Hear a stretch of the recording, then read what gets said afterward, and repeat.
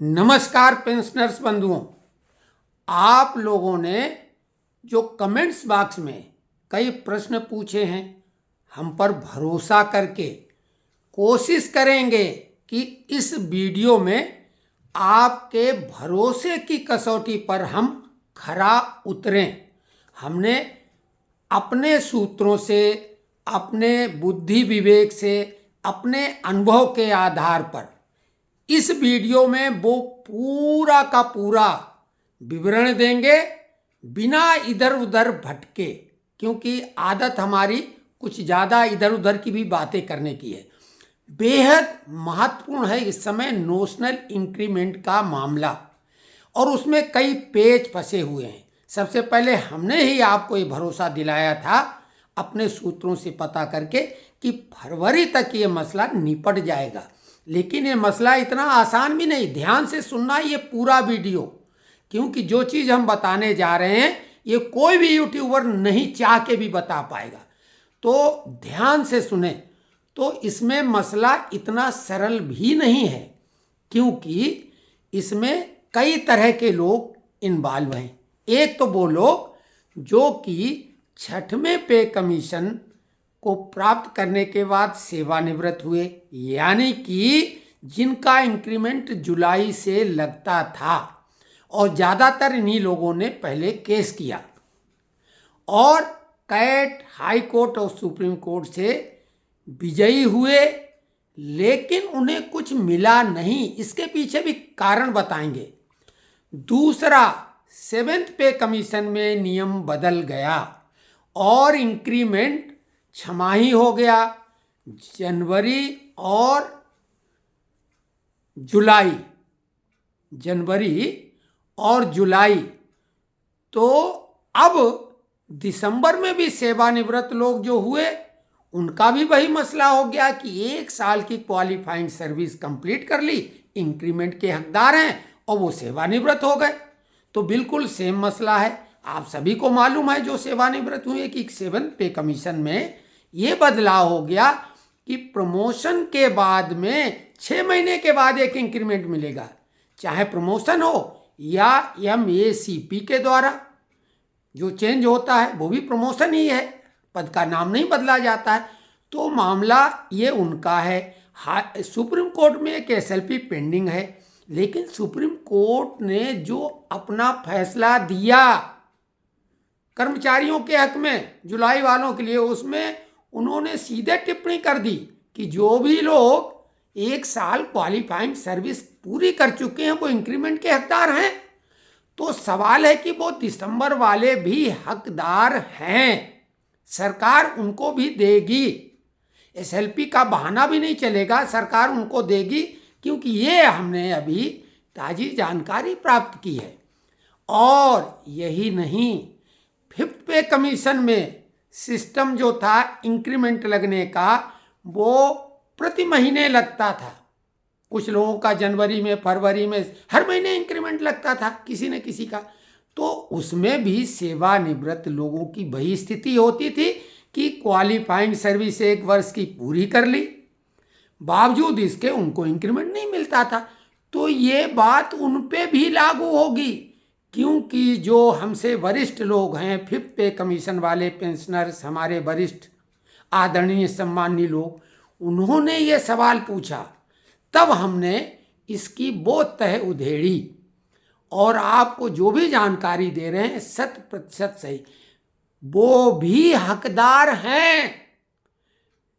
ये नियम सभी के लिए बराबर है, हकदार वो भी हैं, सरकार को उनको भी अंततः देना ही पड़ेगा।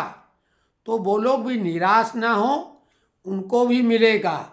अगर किसी किस्म की उनके साथ ढील ढाल होती है तो उनकी लड़ाई हम लड़ेंगे, और हम बेसिक लड़ाई ही लड़ने वाले रहें और ऐसे ऐसे मसले सुलझाएं। अब अपने आप कहेंगे तारीफ करने लगे हो फिर भटकने लगे हो, तो ये बिल्कुल कानून सम्मत है, विधि सम्मत है।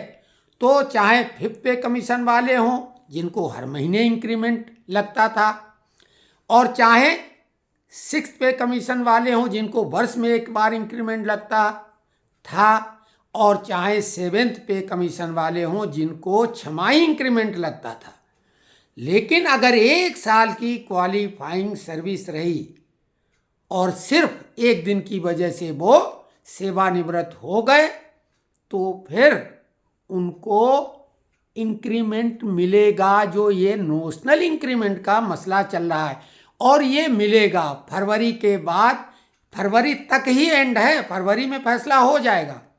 तो बिल्कुल निश्चिंत रहें और इधर उधर की जो भी बातें, सबकी बातें आप सुने। हम ये नहीं कह रहे हैं कि हमने कोई ठेका ले रखा है हर चीज़ का, लेकिन आप हमारी बात सुने। हम ये जरूर बीच बीच में दावा करते हैं कि हम तथ्यपरक बात करते हैं, हम इधर उधर की फालतू बात नहीं करेंगे। तो ये उम्मीद हम करते हैं कि नोशनल इंक्रीमेंट के मामले में आप संतुष्ट हो गए होंगे। इसके बाद भी कुछ अगर जानकारी हो तो आप इसमें कमेंट्स बॉक्स में लिखें। अब एक और महत्वपूर्ण बात इस नोशनल इंक्रीमेंट में जुड़ी हुई है। नोशनल शब्द का मतलब काल्पनिक होता है कि आपको वो लाभ एक कट डेट से मिलेगा, लेकिन पिछला पूरा हिसाब किताब साफ शून्य। तो इस मामले में अभी और एक बहुत उत्साहवर्धक जानकारी हमारे पास ये है कि जो भी डिपार्टमेंट भुगतान करेंगे उनकी तैयारी पूरे एरियर की है। अब उन्होंने अगर ये तैयारी कर रखी है तो फिर आप समझ लें ये नोशनल शब्द नहीं, वो इंक्रीमेंट ही रह जाएगा कि वो एक इंक्रीमेंट का भुगतान क्वालिफाइंग सर्विस के आधार पर ही होगा।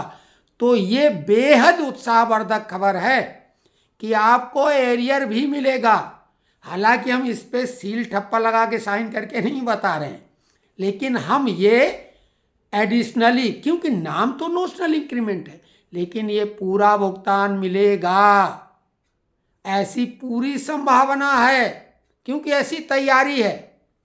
तो नोशनल इंक्रीमेंट के मामले में आप उम्मीद हम करते हैं संतुष्ट हो गए। अगर फिर भी कोई पॉइंट हो, देखिए जैसे आप लिखते हैं उसी आधार पे हम अगली बात करते हैं। तो ये मामले पर तो हम यहाँ पे कामा लगा देते हैं, फुल स्टॉप, इसलिए नहीं कि अभी कुछ और नए एंगल से लोग सवाल कर सकते। दूसरा और महत्वपूर्ण सवाल बनता है डीए एरियर का। लोग निराशावादी बातें कमेंट्स बॉक्स में लिखते हैं कि ये नहीं मिलेगा, सरकार नहीं देगी। तो आप सभी बंधुओं से निवेदन है कि इस तरह की बात आप क्यों करते हैं जब आप ही कह रहे हैं कि सरकार नहीं देगी। अगर ये प्रतिध्वनि आप पहुंचाएंगे सरकार तक तो लोग बोलेंगे लोगों को इस पे खुद ही भरोसा नहीं है। जनता जनार्दन की ही सरकार है। तो आप ये ध्यान दो, आपकी आवाज़, ये जो आंदोलन होते हैं, प्रदर्शन होते हैं, धरने होते हैं, हड़तालें होती हैं, क्यों होती? अपनी आवाज़ को बुलंदी के साथ सरकार तक पहुंचाना। तो हमारा निवेदन ये है कि निगेटिव कमेंट्स न करें। आप हम पे व्यक्तिगत करें, ठीक है, लेकिन ये न कहें कि नहीं ऐसा नहीं हो सकता, ये नहीं मिलेगा। हालांकि इससे कोई बहुत फर्क नहीं पड़ता 2-4 लोगों से, लेकिन हम आपको बता रहे हैं और हम भरोसा जता रहे हैं कि ये अवश्य मिलेगा 18 महीने का एरियर, क्योंकि हमने भी नाप तोल की ही बात की है ना।